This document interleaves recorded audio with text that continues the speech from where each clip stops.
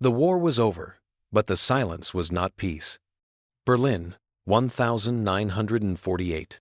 The city lay in pieces, miles of brick and ash, windows punched out, tram lines twisted like veins under shattered streets. The Reich had fallen, yet hunger still ruled. The victors now watched each other across the ruins. The Soviet Union controlled the East. Britain, France, and the United States shared the West. The map looked stable. The ground was not. On June 24, the roads closed. The railways stopped. The barges were turned back. The Soviets claimed technical difficulties, but every Berlin child knew the truth. The blockade had begun. No coal, no food, no medicine. 2 million civilians cut off from the world. That night, the electric grid failed. Apartments went dark. Radios fell silent. In the new Cold War, the first weapon was starvation. The Americans answered not with tanks, but with wings. From bases in West Germany and England, unarmed transport aircraft began to rise. C-47 Skytrains at first, then larger C-54 Skymasters. Each carried flour, milk powder, or coal, 10 tons per flight, sometimes more. It was a gamble. The Soviets could shoot them down and call it an accident. But the first planes landed safely. Then more came, one landing every 3 minutes. An air bridge made from piston engines and determination. Operation Vittles had begun. A war of endurance conducted without bullets. Lieutenant Gail Halvorsen had flown supply missions during the war. He had never fired a gun in combat, yet he had delivered thousands of gallons of fuel that helped destroy German cities. Now he was back, same continent, different purpose. He was 27, lanky, quiet, methodical. He believed in systems, in routine, in cause and effect. He also believed that people could change. Every day he flew the corridor, the narrow route through Soviet-controlled airspace connecting Allied bases to Berlin's Tempelhof Airport. On clear mornings, the city looked fragile, almost peaceful, its lakes reflecting light like mirrors over rubble. On cloudy days, the cockpit windows filled with gray, instruments trembling from turbulence. Each flight carried the same weight, 10,000 pounds of flour, the difference between hunger and survival for thousands. He slept little. He logged hours, not days. One flight blurred into another, until only the hum of the engines marked time. On July 17, after a delivery, he walked to the fence at Tempelhof. It was late afternoon. Dust hung in the air. Beyond the barbed wire stood a cluster of children, dirty, barefoot, silent. They did not beg. They simply watched the planes. Halvorsen felt something tighten in his chest. He reached into his pocket. 2 sticks of Wrigley's gum. He broke them in half, pushed the pieces through the fence. The children divided them carefully, tore the wrappers into strips, passed them around so each could smell the sweetness. No fights, no cries, only gratitude. He filmed them with his handheld camera. When he walked away, he heard one boy whisper, "Wir liked Morgen wieder, maybe tomorrow again." That night, in the barracks, he could not sleep. He thought about the gum, the hands that shared it, the eyes that did not ask for more. The next morning, he collected his candy ration and tied each piece to a handkerchief with string. He planned a small experiment. He told the children the next time he came, he would wiggle the wings. The 18th of July, 1948. Weather. Scattered clouds, light crosswind, 68 degrees Fahrenheit. Cargo, 10,000 pounds of flour and 3 pounds of candy. Halvorsen's C-54 Skymaster climbed out of Wiesbaden and entered the northern corridor. He checked his watch, then the airspeed, 150 knots. At Tempelhof, he waggled the wings twice. Below, children ran from the ruins toward the open field. From the co-pilot's window, he released the first 3 parachutes. White cloth fluttered. The candy spiraled down. Children chased them through bomb craters. The packages landed intact. He circled once and saw them waving. He waved back, then turned west. That night he wrote a letter to his parents in Utah.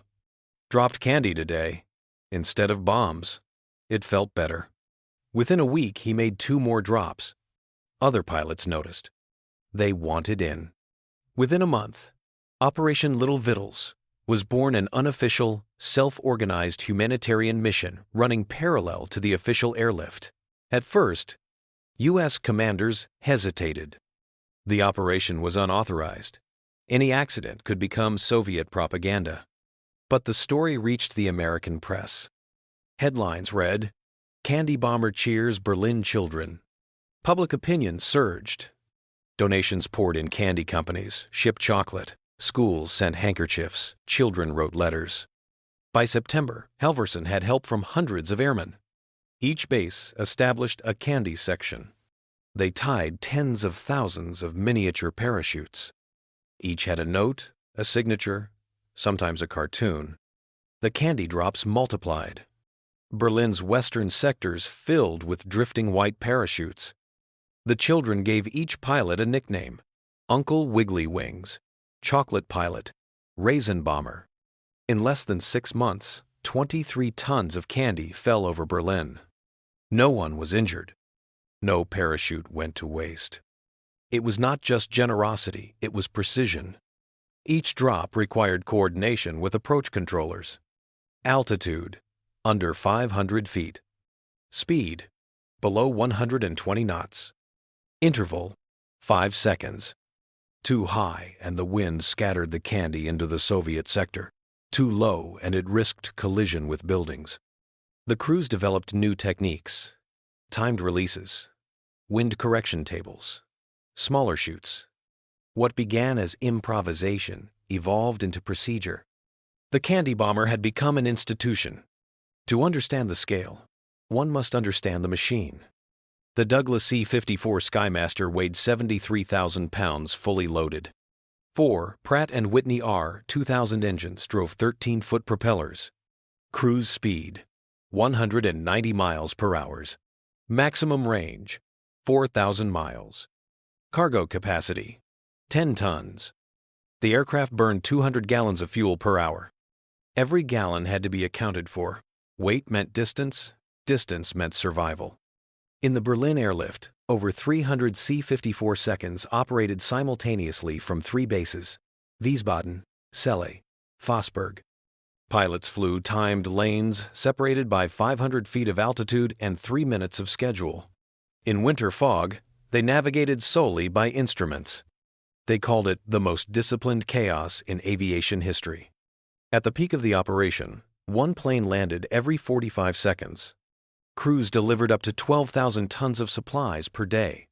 It was not a mission, it was a system. An industrial rhythm converted into humanitarian purpose.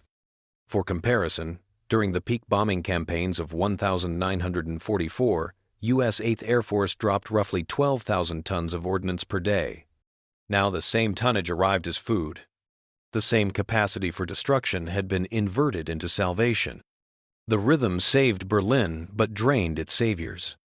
Pilots flew up to 16 hours a day. Many slept in cockpits between runs.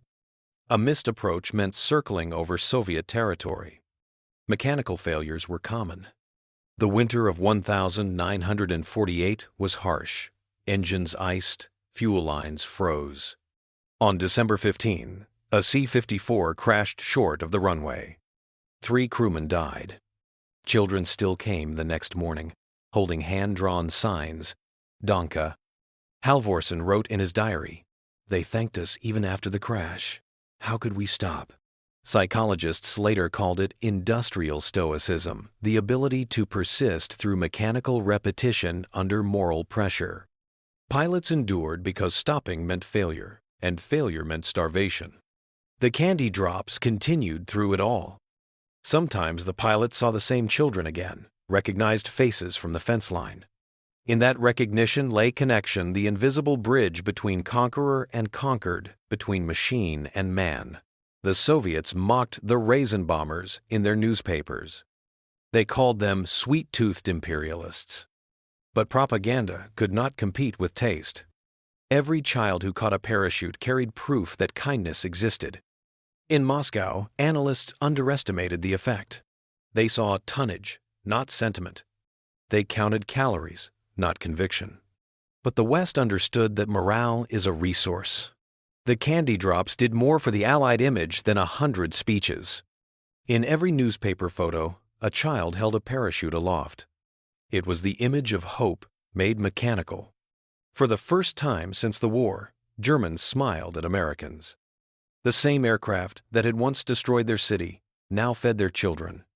It was the greatest rebranding campaign in history, conducted not by marketers but by airmen.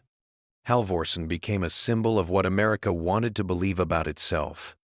Power, tempered by mercy. Halvorsen's letters home grew shorter, more reflective. He no longer wrote about flight hours or cargo loads. He wrote about faces. About the boy who waved every morning near the approach path. About the girl who sent him a thank you note written on scrap paper. Dear chocolate pilot, I used the parachute to make a dress for my doll. I will never forget. He began keeping a box of letters. By Christmas 1948, he had hundreds. They filled an entire duffel bag. He read them during layovers, sometimes aloud to other crews. It reminded them why they flew. Yet not all were convinced. Some officers argued that sentiment threatened discipline. One colonel called it a distraction from mission objectives. Halvorsen replied quietly, "Sir, the mission is survival. This helps them survive." The colonel said nothing more. January 1949. Berlin froze. Snow buried the ruins. Coal ran out. Engines struggled in the cold. Visibility dropped to 0. Still, the airlift continued. Crews used radar beacons to land through fog so thick that spotlights disappeared into it. The runways became ice. Tires burst. Brakes failed. One C-54 slid off the end of the field into a house. No survivors. For 3 days, flights halted. On the 4th, they resumed. Not because conditions improved, but because they could not stop. Halvorsen's unit flew night missions. They navigated by the faint glow of city fires and the static buzz of radio bearings. Each approach felt like threading a needle through darkness. The candy continued. Parachutes vanished into snowdrifts.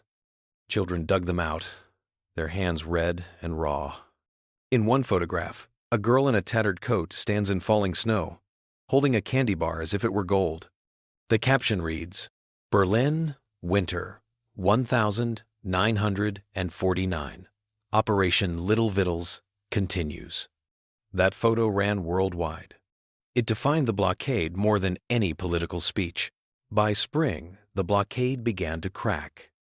The Soviets realized the airlift would not fail. They opened the roads on the 12th of May, 1949. Berlin lived. 2 million people had survived because of the air. When the last flight touched down, the crews stood on the tarmac, watching the empty sky. Engines silent, hands trembling from fatigue. Halvorsen walked again to the fence.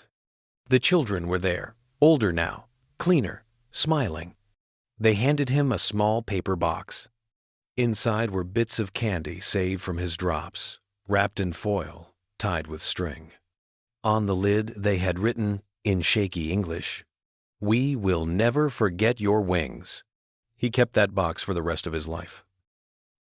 In total, 277,569 flights, 2.3 million tons delivered, 101 pilots lost, 31 crashes, 23 tons of candy.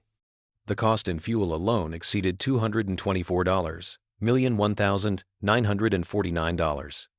The return was intangible, an entire city's allegiance. Berlin became the front line of the Cold War, but it faced east with confidence.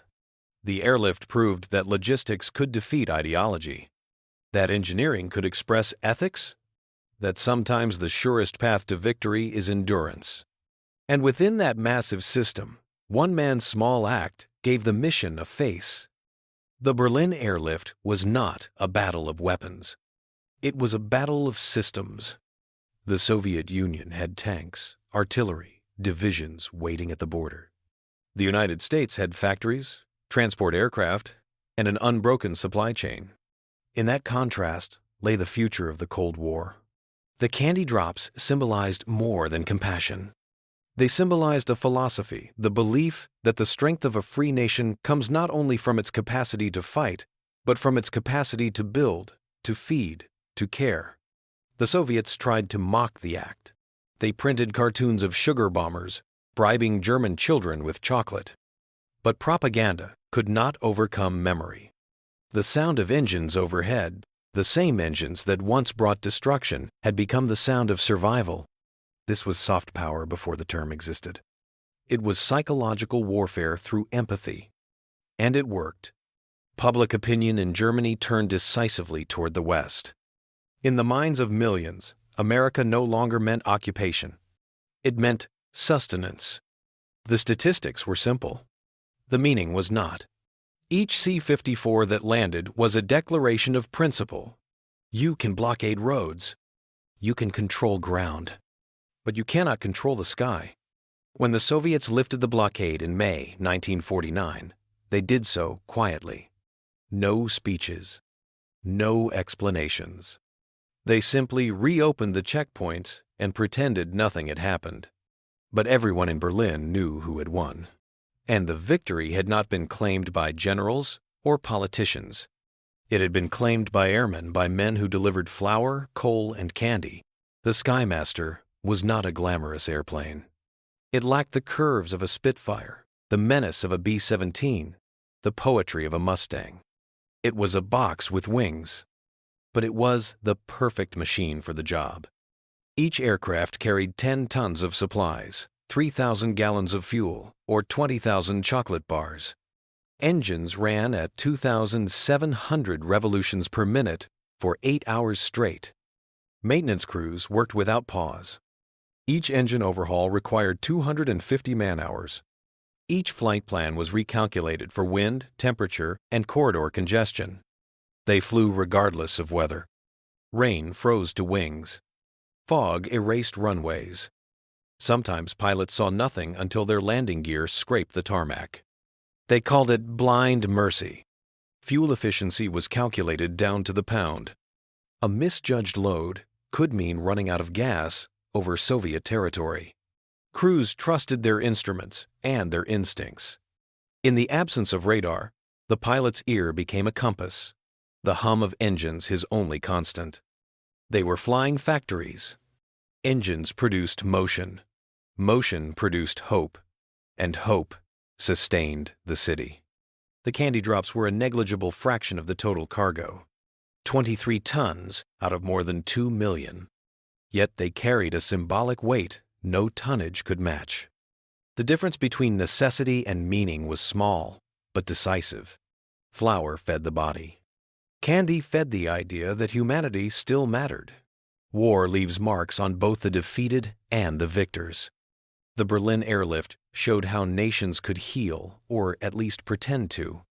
For Berliners, survival itself became identity. They learned to read weather patterns, to time their day by engine noise. Children stopped playing when the air went quiet. They knew silence meant danger, either crash or failure. Psychologists later coined the term airlift syndrome. It described the dependency that develops when a population's life depends on machines they cannot control. For many Berliners, the sound of a C-54 engine was a lullaby.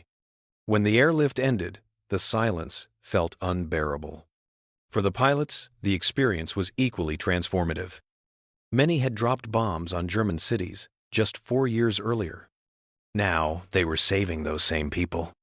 The dissonance was enormous. Halvorsen once said, "When I saw the children, I realized the war wasn't between people. It was between ideas." The candy drops made that idea tangible. Other airmen felt the same shift. They described the mission as penance by flight. They had destroyed. Now they repaired. But even mercy had its fatigue. The repetition, the precision, the endless strain. To stay sane, Pilots developed rituals, superstitions inherited from the war. Touch the control yoke twice before takeoff. Never count the parachutes before release.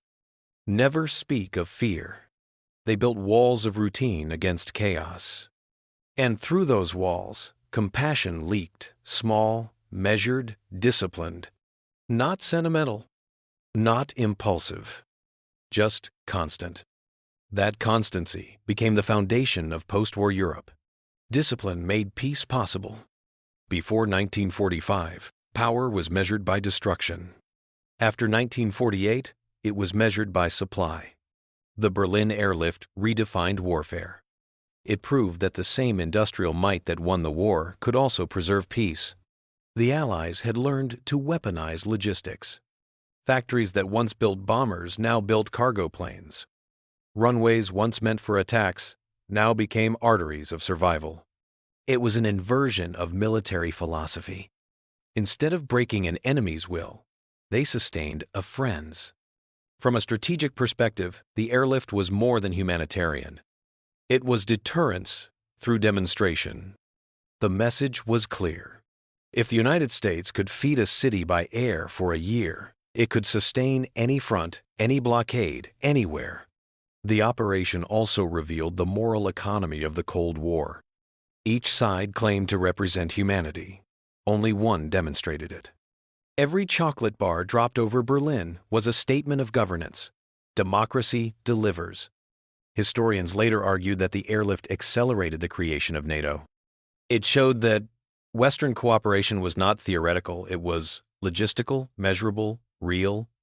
The candy, trivial in weight, was heavy in consequence.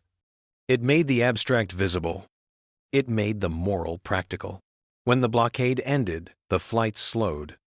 The corridors fell quiet. Berliners missed the noise. Children still looked up when planes passed, waiting for parachutes that no longer came. In 1949, the U.S. Air Force invited Halvorsen to speak in America. He stood before crowds, modest and awkward, wearing a uniform that still smelled of fuel. He told the story of the gum, of the children at the fence, of the handkerchief parachutes. He ended with a single line. We dropped candy instead of bombs. And the world changed a little. The audience rose to its feet. For once, America had found a war story that did not end in fire. Halvorsen returned to service, later commanding airlift operations in the Korean War. He retired a colonel. But his fame endured not because of rank, but because of that first small act. When he visited Berlin decades later, he was met by thousands. Children of the blockade, now adults, brought their own children. Some carried faded candy wrappers, kept for 40 years. They told him, "You taught us to believe in something again." In the grand narrative of the Cold War, the airlift was a prologue. The world soon moved on to Korea, to Cuba, to Vietnam. But the lesson remained. The Soviet Union built walls. The United States built bridges. One ideology fed fear. The other fed children. It is easy to underestimate the power of gestures. A stick of gum. A piece of chocolate. A handkerchief drifting through air once filled with flak. But those gestures rewrote perception more effectively than 1,000 policy papers. When the Berlin Wall finally fell in 1989, crowds on both sides cheered under the same sky that once carried candy. Among them were the children of the airlift, now gray-haired, waving small white handkerchiefs. The symbolism completed itself. The wall had been built to stop the world from entering. But the memory of the airlift proved that the world could always fly over it. Technology itself is neutral. A C-54 can deliver bombs or bread. A pilot can destroy or deliver. Morality lies not in the machine, but in the mission. The airlift blurred the line between logistics and ethics. It forced a question that military strategists rarely ask. Can compassion be engineered? The answer, in Berlin, was yes. Every bolt tightened, every engine calibrated, every parachute folded represented intent made mechanical. Mercy became a system. And in that system lay a new kind of power, one that did not rely on fear, The children who once watched planes from the ruins grew up believing that technology could serve humanity. Some became engineers. Some became pilots. Some simply raised families in a city that lived because strangers chose to care. History records wars by tonnage of bombs dropped, by numbers of dead. But perhaps it should also count the tons of flour, the crates of milk, the parachutes of candy, because those, too, defined the century. By 1950, the Skymasters were replaced by newer transports. The runways at Tempelhof were repaved. The candy boxes stopped arriving. The noise faded, but the story never did. Halvorsen's act was repeated elsewhere, during earthquakes, famines, and floods. Each time, someone remembered the Berlin children, the parachutes, the wiggling wings. Each time, humanity reasserted itself. When Halvorsen died in 2022, tributes came from around the world. Berlin's mayor ordered the city's lights dimmed for 1 minute. At Tempelhof, a single restored C-54 taxied down the old runway. From its cargo door, volunteers released hundreds of tiny white parachutes. They carried chocolate. They carried memory. Children ran across the grass, just as before. Above them, the engines roared not as weapons, but as witnesses. The Berlin airlift was an operation of logistics. Operation Little Vittles was an operation of conscience. Together they formed a new definition of warfare, one that did not end when the shooting stopped. Every generation inherits the machines of the last. What matters is what they choose to carry. The same propellers that once drove bombers carried candy. The same airfields that launched destruction became corridors of mercy. It is the closest history has ever come to redemption through repetition. In every era, the question returns: what will we drop from the sky, bombs or bread? Fear or faith? Death or delight? For one brief year, a group of American airmen answered that question with candy. And because of them, Berlin survived. Their engines are silent now. But the sound remains in documentaries, in memory, in the quiet hum of decency that still connects people across borders. It began with hunger. It ended with hope. And it proved, once and for all, that sometimes the smallest packages carry the heaviest meaning. Because on that day, a day of ration, books, ruins, and risk, a U.S. bomber crew dropped candy instead of bombs. And the world, if only for a moment, remembered what humanity could be.